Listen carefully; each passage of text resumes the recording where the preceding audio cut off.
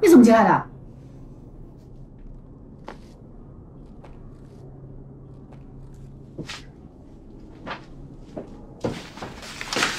你怎么能在浴室里做饭？你为什么会有我们家钥匙？总是敲门很麻烦吗？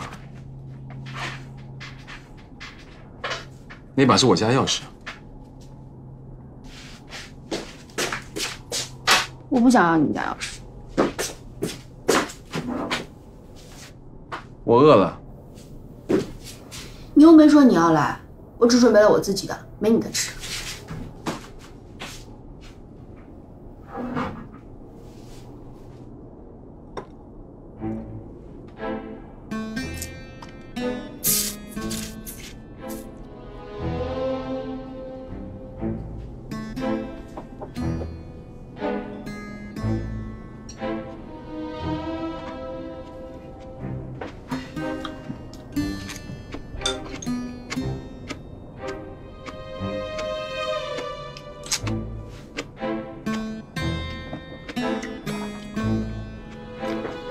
就算你一直看着我，这菜不会变得更好吃。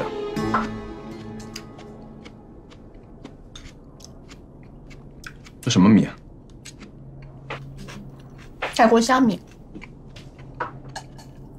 我买了20多种香米来对比，最后选了这种，味道不错吧？嗯。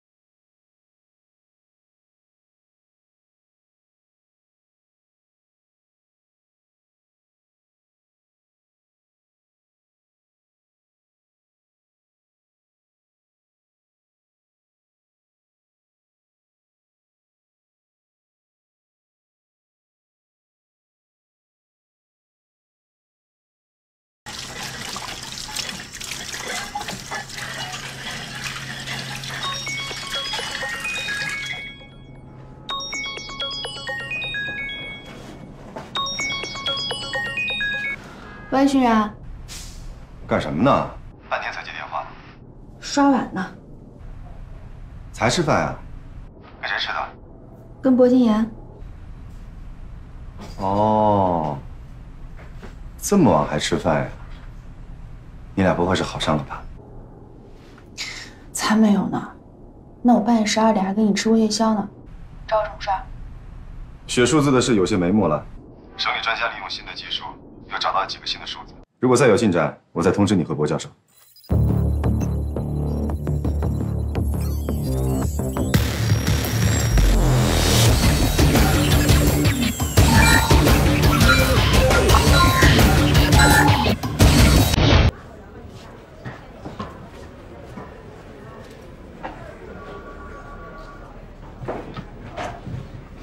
老周，这是干什么呢？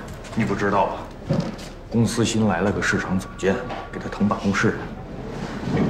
这么高层的人，跟咱们待一层，还坐咱们隔壁，怎么觉得这事儿不太妙啊？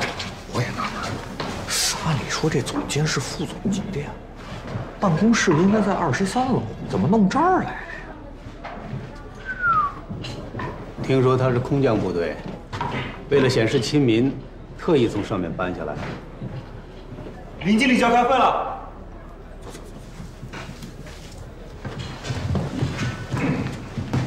简瑶，走了。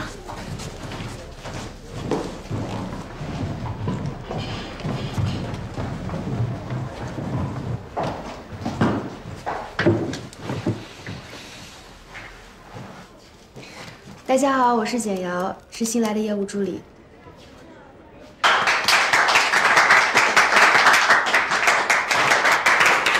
你好，我叫周琴，以后叫我小周就行了啊。哎呀，你可不能叫他小周，他是高级业务经理，是你的前辈，叫他老周。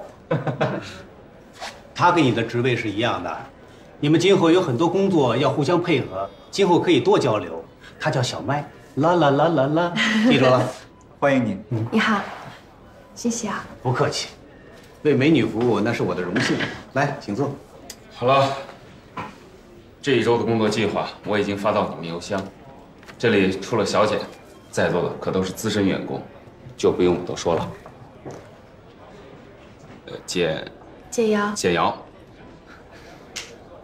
你面试的成绩不错，继续努力。好的。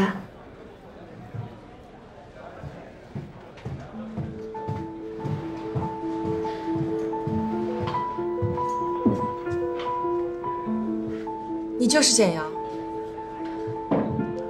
林经理好。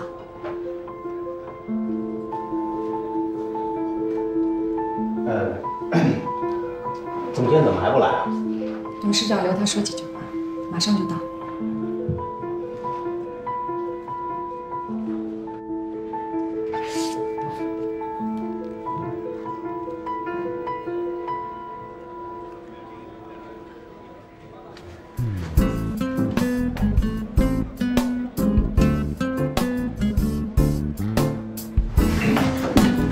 欢迎博总。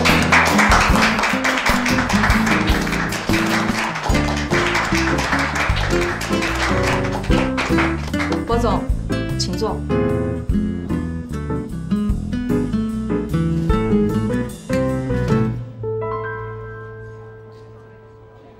啊，这位就是博晋言总监，我们很荣幸，今后会在他的带领之下，将市场2部的工作开展得更加出色。根据董事长的意思，博总来我们部门主要是掌握大的经营方向和策略，不会过问日常常规工作。所以以后你们有什么事情直接向我汇报，我再向博总汇报。博总，您跟大家说2句吧。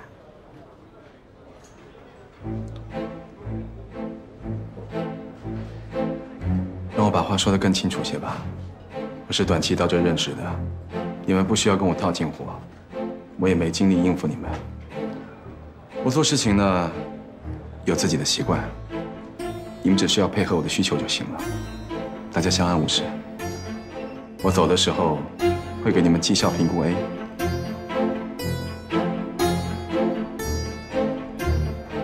啊，博总，您的秘书还没有招聘到位，简瑶是新调来的业务助理，这段时间她先担任您的秘书。随便吧。今后你归博总直接领导，其他的事情暂时不用你负责。好的。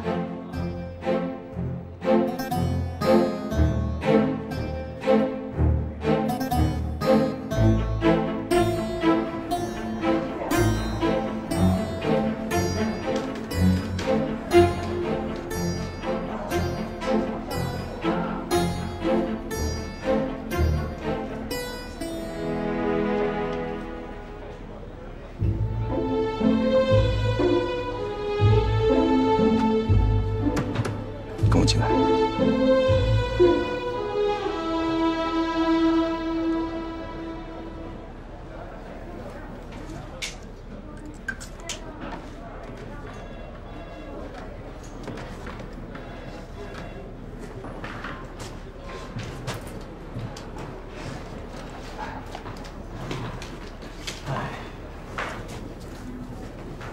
不知道你家的公子哥啊，这么拽，跑到咱们部门挂职练手来了。可怜啊，咸阳小美女。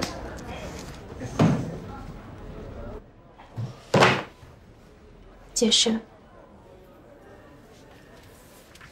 逃不脱的助手命运。薄敬言，进来。薄总，打扰了，搬进来吧。薄总，您看这个电脑放在什么地方合适？随便，放在我能看到的地方就行。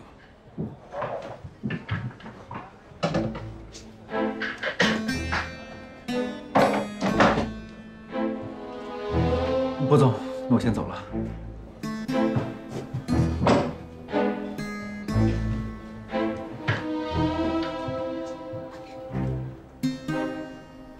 你别告诉我，是因为这里有案子，所以你伪装成总监来卧底，然后再派我过来。我很高兴看到你的大脑开始运转了，只可惜运转的速度稍微慢了一点。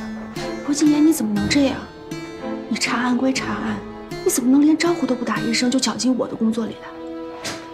你知不知道我为了这份工作付出了多少精力？这是我一辈子都想从事的职业。你查案的时候不希望被打扰，我也希望我的工作稳稳定定，不受到莫名其妙的干扰。可是你看看现在变成什么样子了？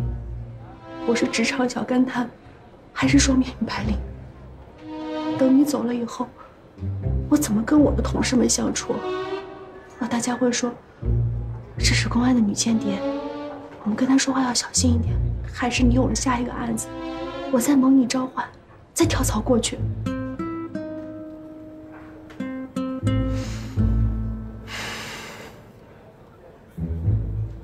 我以为你是愿意帮我的，之前的案子我们合作的很愉快。这是两回事儿，我心甘情愿帮你是一回事儿，我的工作和我的生活被你占据是另外一回事儿。你的情商不至于低下到连这么简单的道理都不懂吧？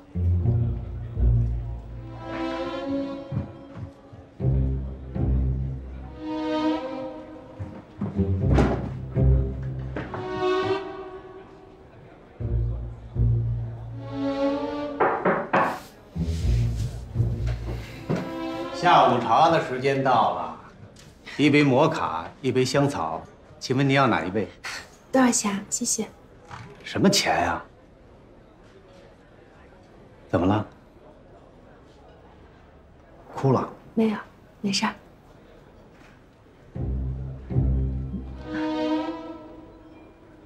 啊，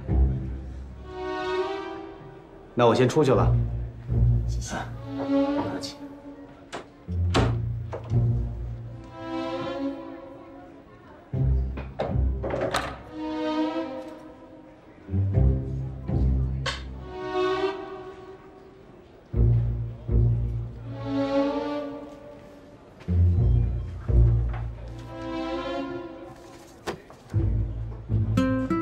摩卡，谢谢。自己拿。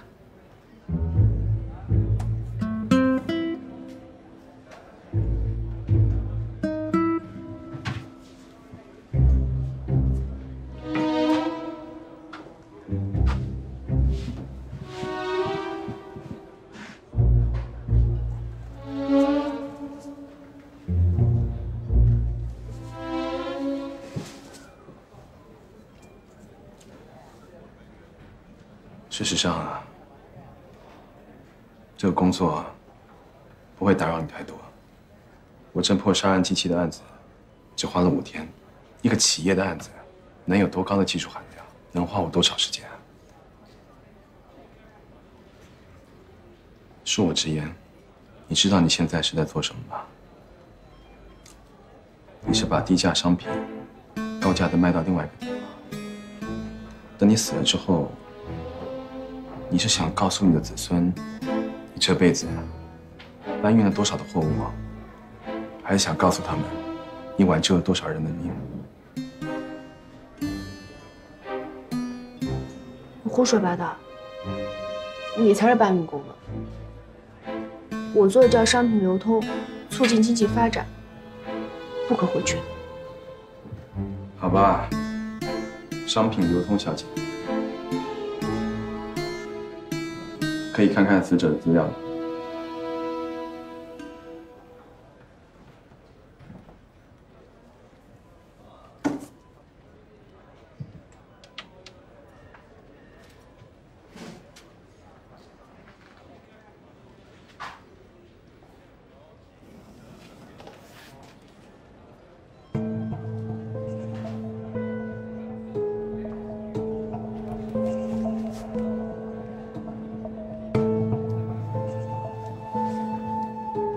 他长得和你很像，上个月自杀了。我们的调查由他入手。你不是只抓穷凶极恶的连环杀手，一个白领的死，你会有兴趣吗？没兴趣，只是有不可抗拒的理由。他是公安部的特工。你以为公安部是饱撑着，派人来当搬运工啊？啊，不好意思，商品流通。那到底是怎么回事啊？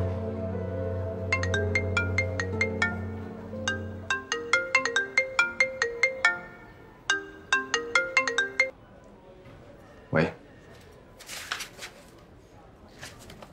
知道了。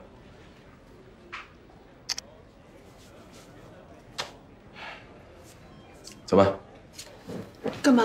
去见一个麻烦的女人，不然你以为我喜欢办这么无聊的案子啊？走。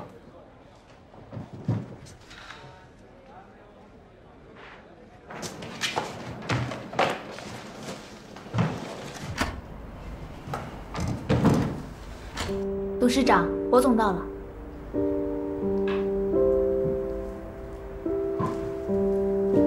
董事长你好，我是简瑶。来，坐。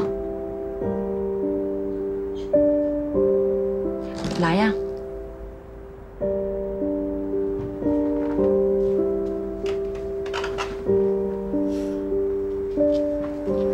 还以为助理会跟你是一样的，是个狂妄自大的孤僻怪人。当然不是。你这么评价我？你也这么认为？是谁一声不响就把我调职的？秦小姐，是我让金燕来公司调查的，可她坚持要你到职了才肯接手，所以我只好调动你的工作。我以为你俩都谈好了，没想到你还是这样的我行我素。已经谈好了，就在刚才。说正事吧。前段时间，公司在红叶山庄开半年总结联谊会，王婉薇在自己房间的浴室里割腕自杀，留有遗书，身上没有攻击性伤痕，家属要求不做尸检，警方最终以自杀结案。自杀结案对你公司没有任何影响。你身为公司的董事长，连死者见都没有见过一面，为什么要审查？并不是我想要审查的。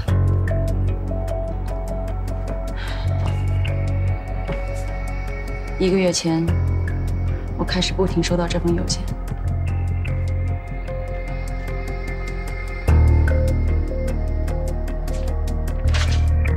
邮件里说，王婉薇的死因不是割腕自杀，而是另有黑幕。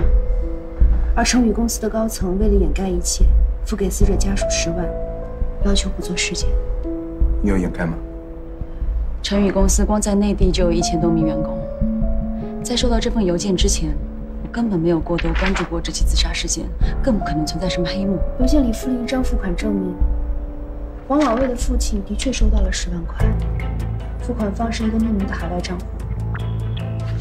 发邮件的人对这个账户进行了追踪，他声称已经掌握证据，这个来自美国的账户才是真正的付款人。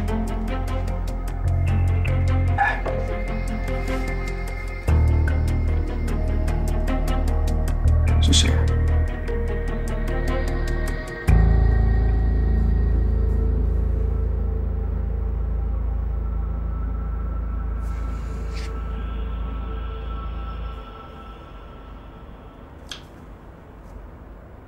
很显然的，你认识这个账户的主人？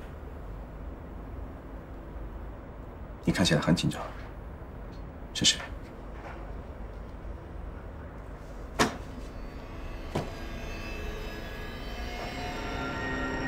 易阳。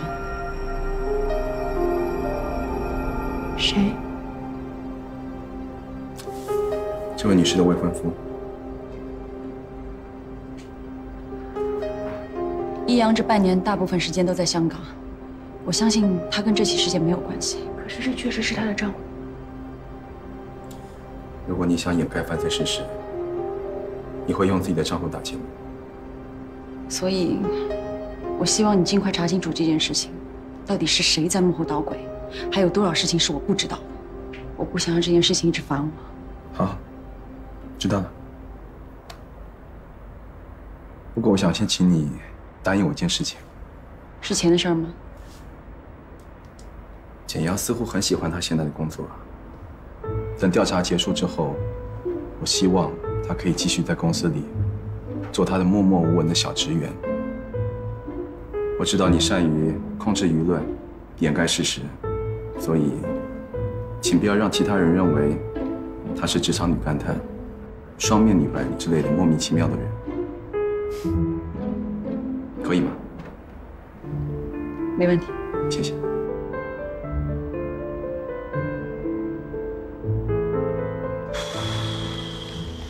家常菜最好吃了，比应酬喝酒什么的有意思多了。瑶瑶，再这样下去，今年就会被你喂成猪了吧？放心吧，我怎么吃都不会胖的。博先生，你知不知道你这句话已经被评为史上最欠揍的10句话之一了？好，说吧，找我来干什么？来让你吃饭啊。那是你，金莹有那么厚道吗？他肯定有什么事要使唤。你去查一下这个账户所有的相关情况。提醒你一句，可能会有被伪装的秘密交易，普通人查不到。普通人？我是普通人吗？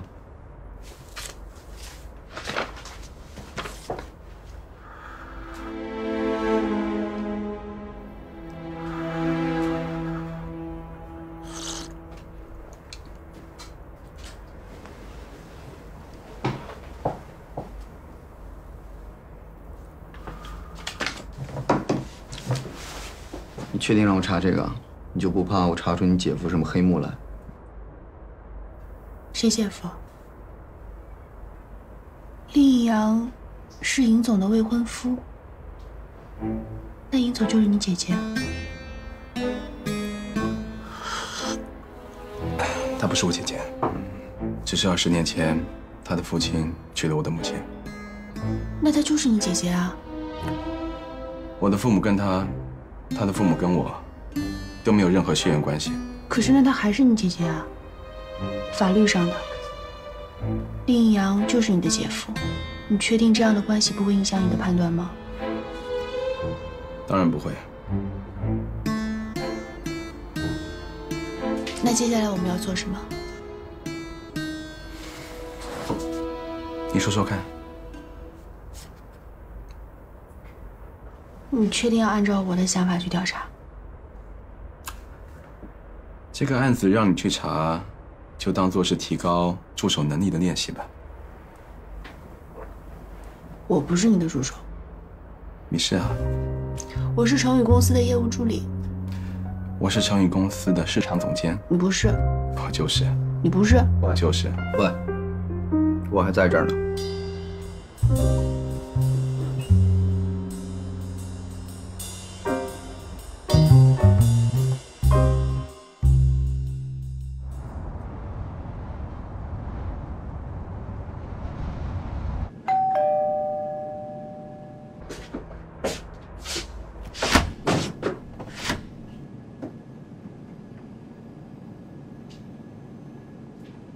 这衣服不适合你。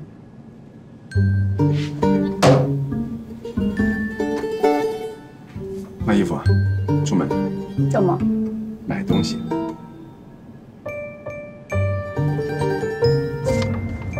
你的意思是说，我家里有的东西你也都要买一套。靠枕、被子、指针、香米。不是，你不是昨天还说你无法理解的吗？纠正一下，是2套。傅子玉听说了，他也要。你不觉得这是最好的决定吗？你做了大量的繁杂、低效、琐碎的工作，如果共享给我们，就能提高3倍的效率。何静言，有你这么夸人的吗？我欣赏你的眼光，鄙视你的效率，这不矛盾。啊？你让我自己去买。嗯。那你来干嘛？你以为我想来？傅子玉今天出差了。你是来当司机的？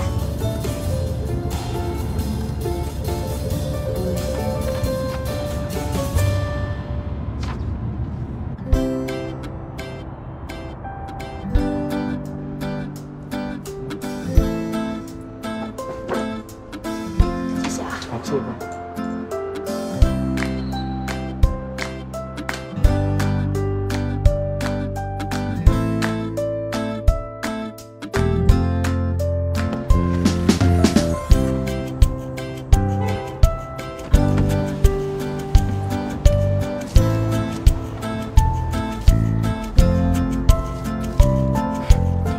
你给我这个干什么？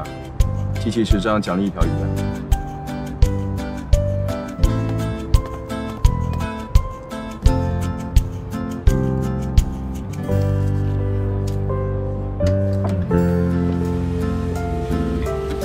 小姐真有眼光，我们这款床卖的可好了，您可以躺上去试试。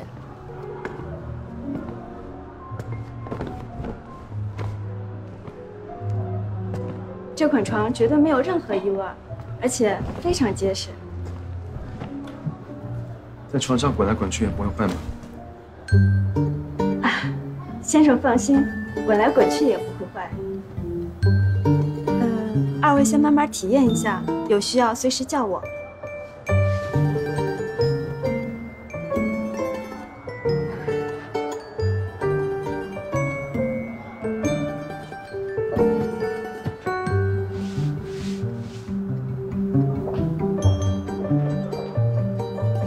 你会在床上滚来滚去啊？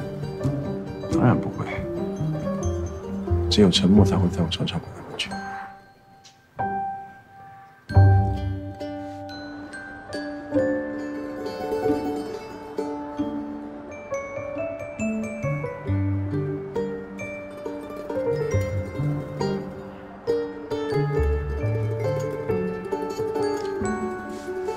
简瑶，搬上来和我一块住吧。显而易见，你和我住在一块，效率会更高。我不感兴趣的事情，恰巧是你喜欢而擅长的。如此一来，我的工作效率就可以提得更高了。先生小姐，这款床垫你们还满意吗？请你暂时先不用说话。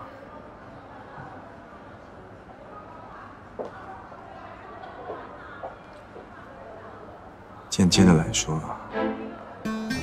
你也产生了更大的价值。抱歉，没兴趣。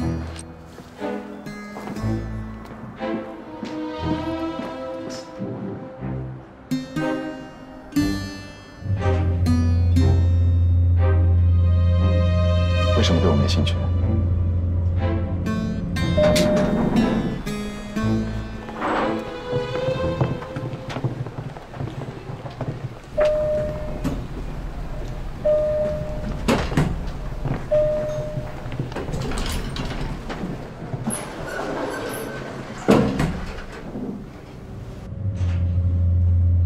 你还没回答我，为什么没兴趣和我一块住？想都不要再想了，我喜欢静静，我是不会搬上去住的。不要再说了。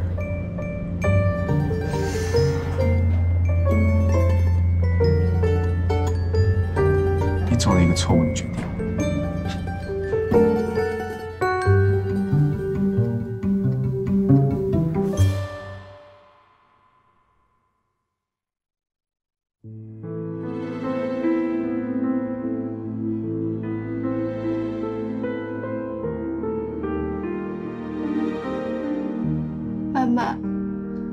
原谅我的软弱，让我感受最后一次空虚和放纵，黑暗的起点与终点。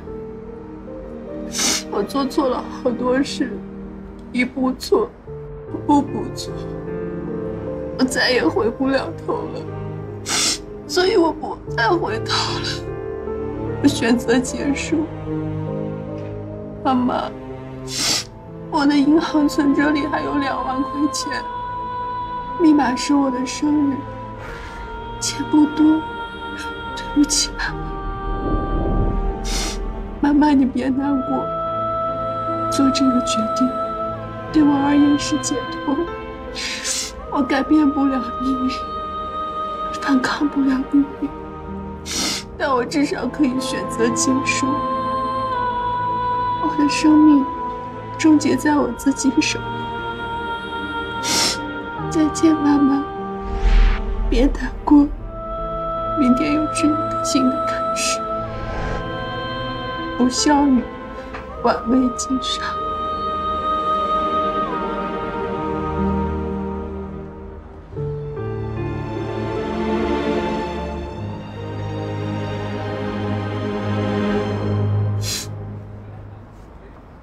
遗书我读完了。做我的助手，最不需要的就是多愁善感，可以回到正常的模式了吗？女人都是多愁善感的，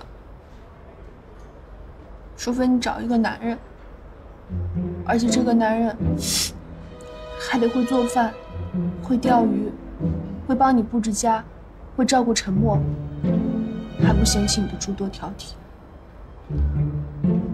警察是不是觉得这份遗书写的情真意切，所以就把他判定成自杀？这点应该没问题吧？情感是最无法科学量化判断的东西。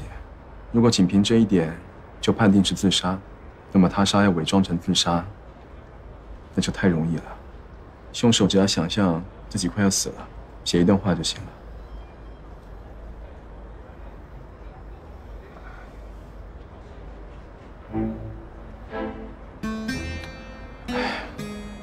我讨厌新生入学的问题，简单到无趣。快说。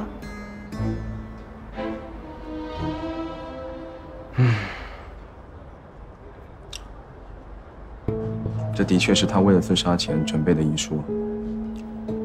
首先呢，他写遗书的时候，因为受人胁迫，因为字迹流利，诸多连笔，一气呵成。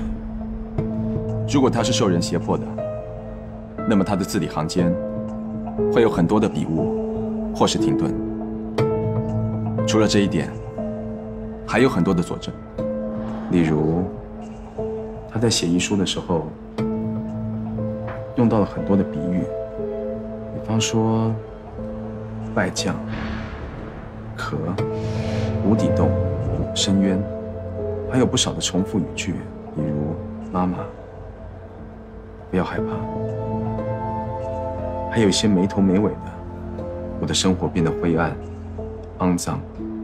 你知道伪造书信的人，或是胁迫他的人会怎么写？以上都不会。他们会要求他写这封遗书，写得尽量清晰、简洁，直入主题，逻辑清楚，避免看起来有漏洞。而这封遗书呢，从字迹上看起来，都有一些文笔上的小毛病，还有小习惯。所以，这是一封真正的遗书。说谎的人会尽量圆滑，而说真话的人才不会顾忌那么多。那我们现在应该做什么？先从调查自杀原因入手，搞清楚关于他的一切。怎么入手调查？女人一般自杀的原因有哪些？情感问题、工作问题、经济压力、身体疾病。太好了，以上这些我一点都不感兴趣。你决定吗？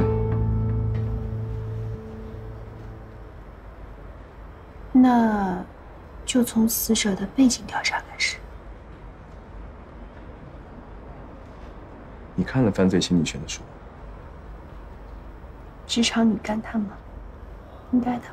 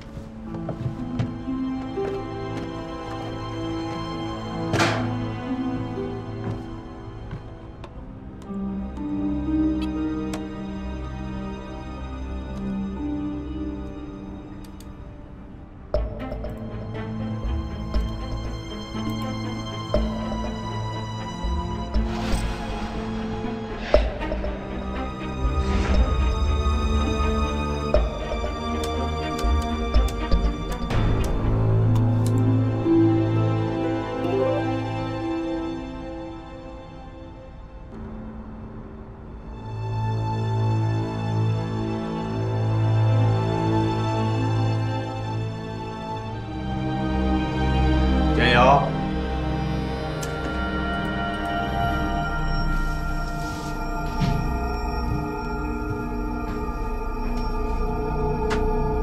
你在干什么呢？我在帮博总找一份客户资料。回头我让其他人打印一份给你。走吧，请你吃饭。走。改天吧。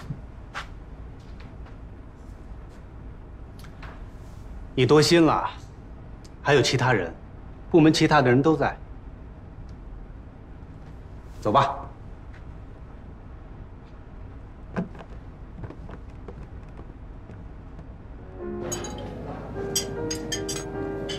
先生您的水。我问你一下，我上次要了一个。王婉薇的博客被人删掉，会是谁做的呢？如果是感情问题，会是因为他吗？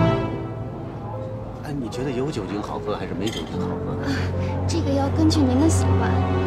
我喜欢，你给我推荐一个吧。还是他？喂。如果是工作压力。啊？哦，好的好的，我马上调整。实在抱歉，实在不好意思。再见，林经理。林经理不会不喜欢王婉薇。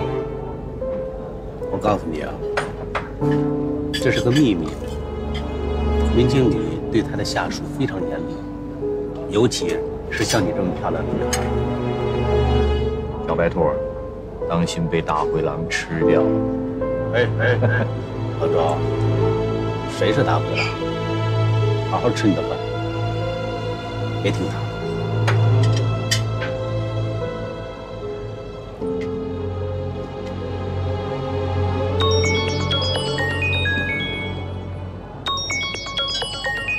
不好意思，博总找我，我先走了。我也吃完了，我送你去。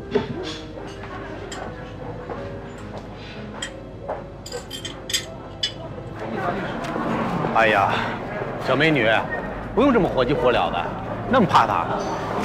谨慎点总是好的嘛。哎呀，我说你真是个菜鸟，放轻松啊，深呼吸。啊，在那儿呢，记着我跟你说的话，放轻松。拜拜。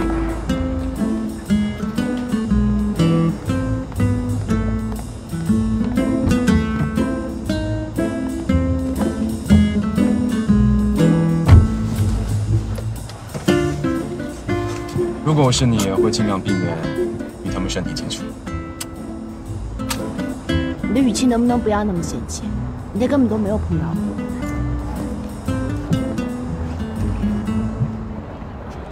你干嘛？不好意思碰到了。无聊。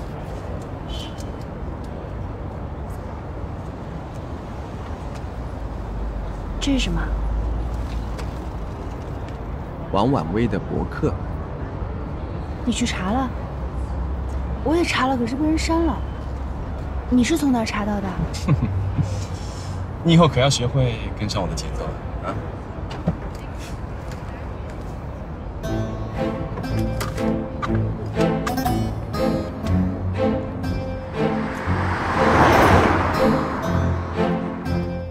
4号，他今天穿了件新衬衫，很帅气。我在茶水间碰到他，他说我昨天写的会议记录写得真好，我好开心。11月9号，今天他打了条浅蓝色条纹领带，我发现他有很多条蓝色的领带。他知不知道，蓝色也是我喜欢的颜色，以后也是我的心目色。11月20日，怎么办？我好像越来越喜欢他了。如果我的心是一个泉眼，那它就是清澈的溪流，一点一滴把我的心占据填满。12月28号，为什么总是诸事不顺呢？他还是微笑着跟我讲话，可心里是不是觉得我很蠢，很没用？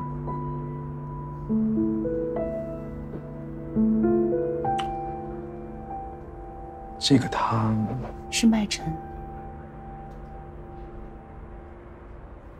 虽然裴泽也系了蓝色的领带，可是他用微光、干净、溪流这些字眼来形容这个男孩，肯定就是麦晨了。因为麦晨给人的感觉就是这样的。欢迎你。裴泽气质不大。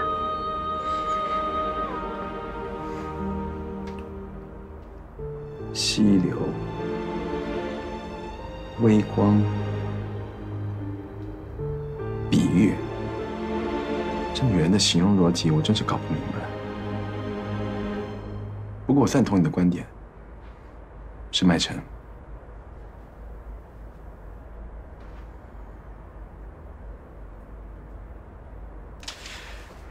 女人会把我比喻成什么呢？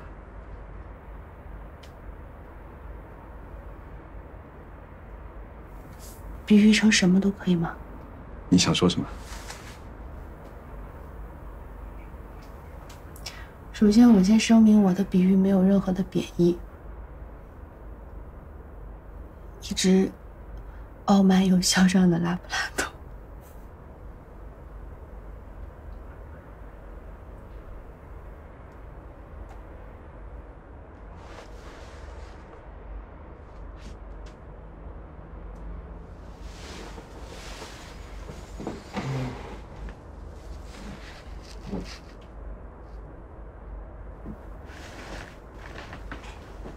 你的修辞能力远不及王王维。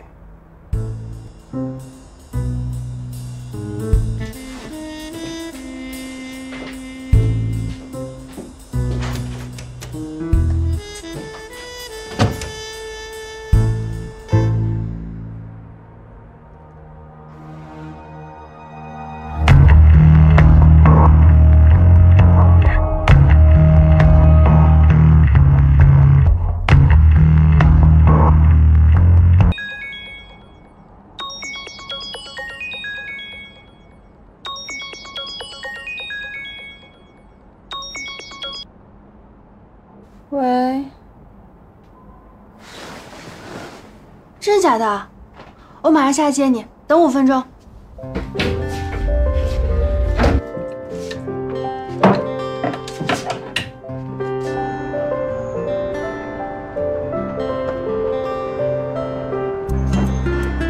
爹，你怎么过来了？出差啊？我借调到江州局刑警队了，至少1年。真的？哎，那借调过来肯定升职的机会就更多了，恭喜你啊！简婶儿给了我你的地址，今年周末我就想着过来看看。走，到我家坐着来。 899、13、14、15、19，这就是专家破译的数字啊，没有任何意义啊。要解开任何加密信息的意义，都必须有一把对应的钥匙。如果没有任何指向性的线索，只会是大海捞针。而最终的结果，要么就是简单的吓死人，要么就是毫无头绪。杀人机器一案是由薄教授主导破获的。我把专家破解后的这组数字发给他，就是希望他也许能有我们不知道的信息。可是他没有任何的反应。也许他对这组信息的内容真的没什么兴趣吧。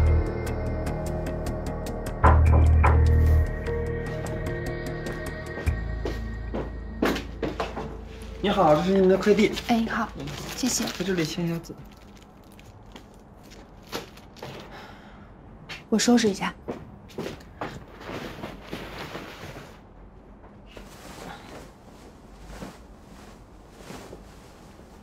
这是薄教授的邮件。是啊。他的邮件怎么会寄到你这里来？他经常不在家，就算有时候在家，他也不开门，也不知道从什么时候开始，他的邮件就都寄我这儿。哦，我忘跟你说了，他就住楼上。楼上？他住你楼上？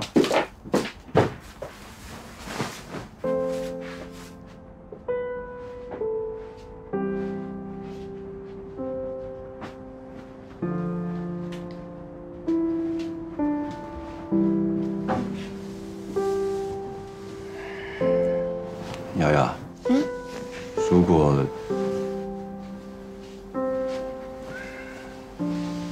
我是说，我们都是一起从小长大的好朋友，任何事情，只要你觉得合适，觉得开心，我都会支持你。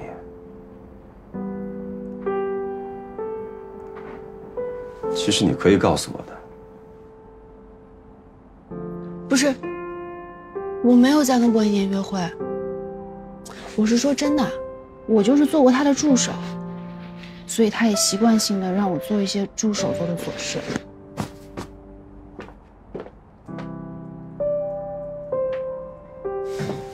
你是什么样的人，我还不知道啊。你如果不是，薄金言一直都生活在一个封闭的、属于他自己的世界里面。我承认，有的时候我会对那个世界感到好奇。可是我也知道，那是一个危险的世界。我现在还没有足够的勇气去接近他。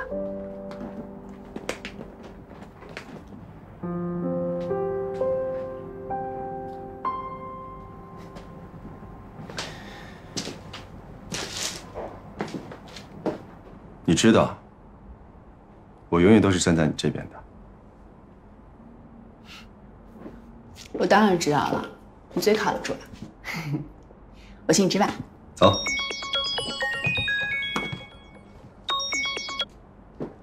喂。南山公墓地区，马上过来。喂。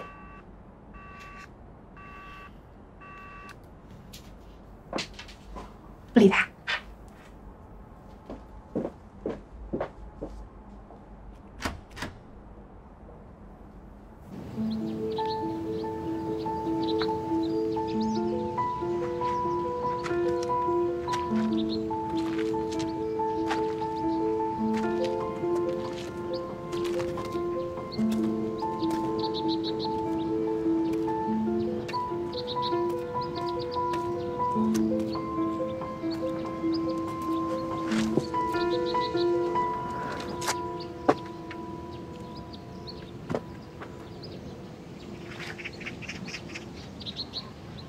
这是对同事的悼念，还是行凶之后的罪恶感？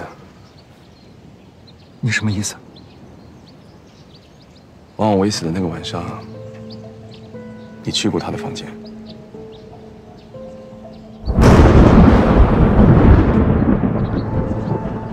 你察觉到这个女孩有些喜欢你，于是你趁夜深人静的时候想去占她一点便宜。也许她拒绝了以这样的方式和你发展关系，所以你恼怒了，结果就是她躺在浴缸的血水里。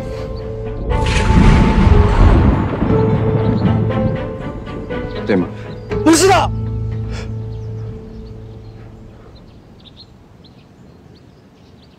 我是向他去表白。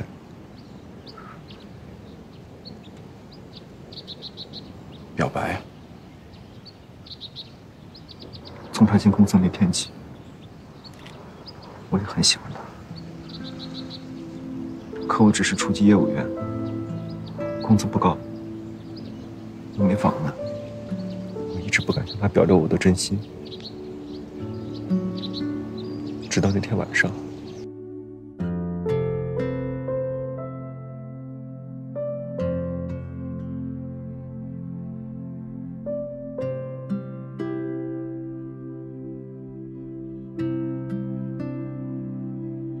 犹豫到半夜，最后终于鼓起勇气去了他的房间。他当时的情绪怎么样？他好像很高兴，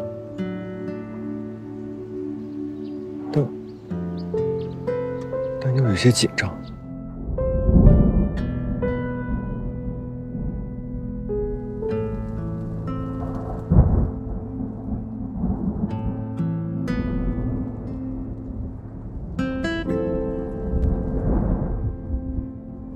谢谢你，我真的很高兴，但我需要考虑一下。我会打电话给你的。然后呢？后来我回到了房间，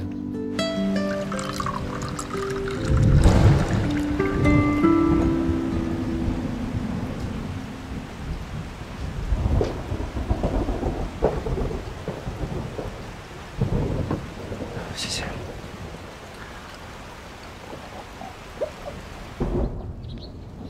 不知道怎么回事，酒劲上来就睡着了。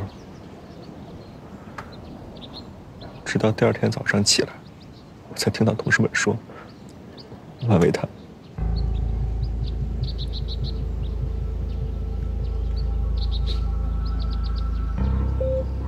你向你心仪的女孩表白，她也答应你说会考虑一下，结果当晚她却割腕自杀，你就一点不觉得奇怪，也就接受这个结论了？当然不是，我跟林经理说过。你和林经理说了什么？婉薇她不会自杀的，这没有道理啊！我们走之前才见过面，她什么都没有跟我说。林经理说我只是当晚喝多了，并没有看出她的异常。毕竟大家都知道，婉薇的气窍不好，最近几个月压力一直很大，情绪很不稳定。也许是我对她的爱不足以让她留恋这个城市吧。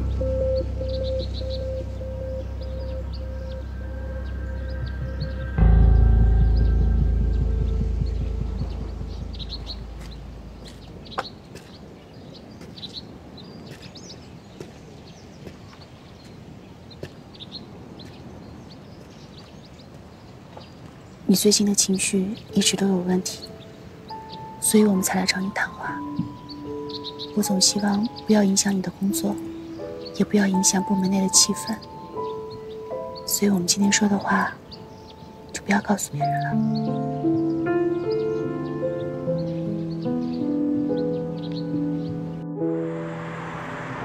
你相信麦晨说的话吗？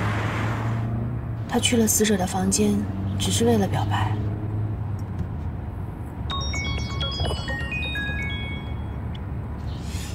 喂，我发现了王婉薇的一个隐藏加密文件，里面有一篇她的日记，时间是3月22号。22号，就是他死的那天。已经发你邮箱了。好，谢谢，拜拜。不错嘛，现在干完活都能听见谢谢了。王婉薇最后的死亡日期，一定可以解开很多谜团。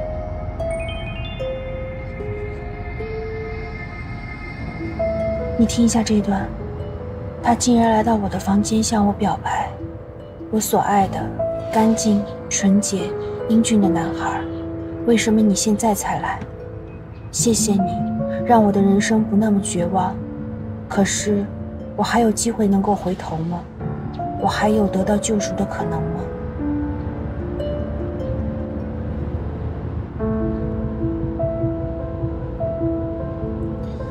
好吧。我知道你不习惯于他的文风，但是至少真的可以证明麦晨没有说谎。可以证明他的遗书写在这篇日记之前。没错，遗书中的他情绪非常绝望，但是日记里的他明显犹豫了。可以推论，王婉薇当晚确实写了遗书，但由于麦晨的表白，他改变了自杀的念头，同时也做了其他的决定。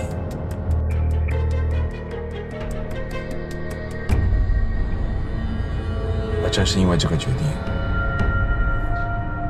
为他惹来了杀身之祸。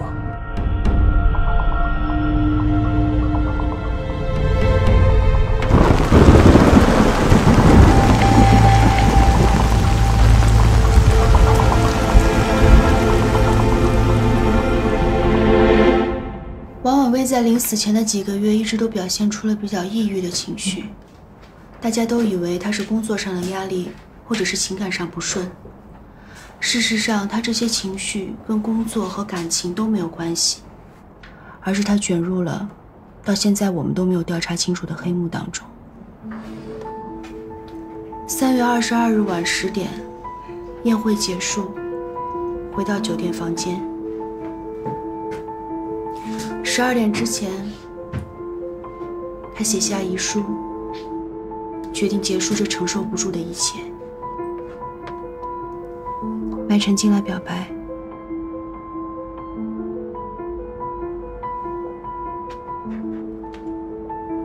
大约用了20分钟。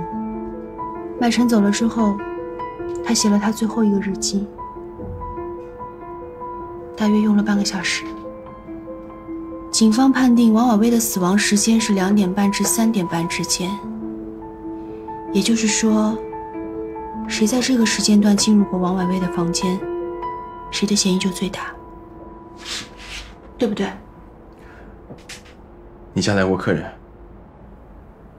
熏然来过，李熏然。他被借调到江州市局工作，今天来看我。熏然说，专家破译的血密码早就发给你了。你为什么不理会？没有必要理会这么无聊的事情。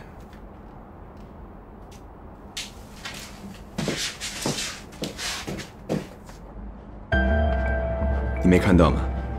现在可是满满的破绽，都在告诉我们，这是一宗谋杀案，凶手就在你这些可爱的同僚中。这是什么意思啊？我说过，这个案子由你来主导，慢慢想吧。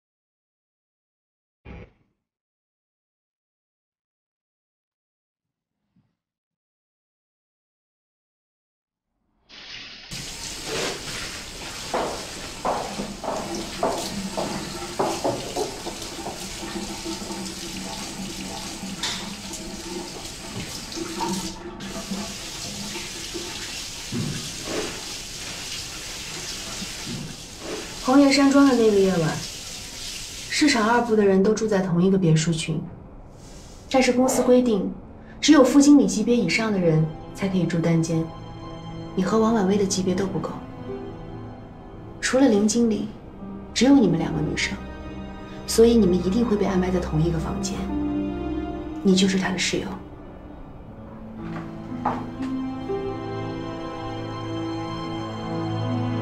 他自杀的时候，你在哪儿？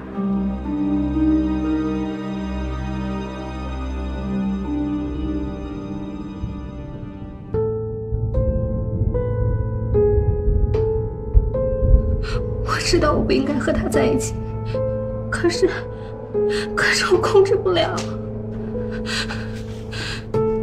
他说过他会离婚，我们不会永远这么偷偷摸摸的。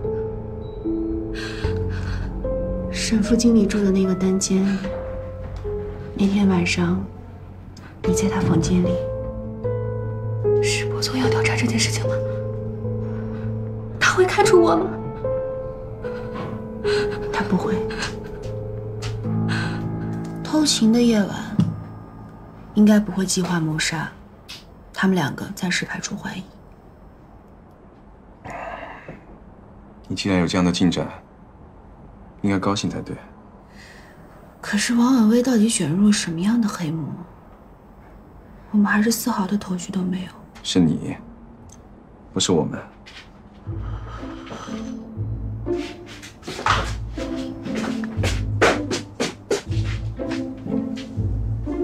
你已经知道了，快跟我说。鱼皮虾饺。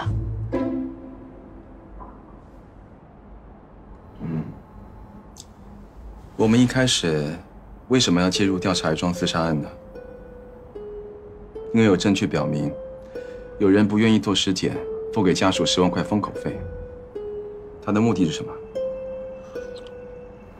尸体上没有伤痕，凶手为了控制王婉薇，把她放到浴缸里面割腕，说不定事先就给她吃了安眠药，怕尸检的时候查出来。查出来怎么样？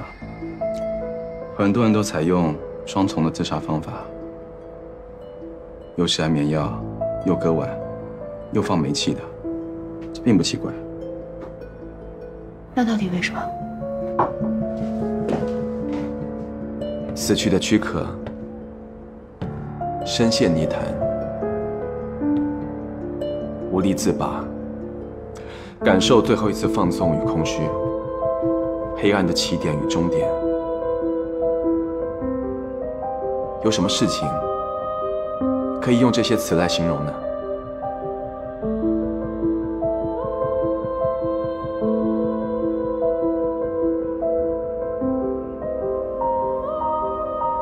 吸毒。王婉薇有毒瘾，所以她面对麦晨的表白才会那么绝望。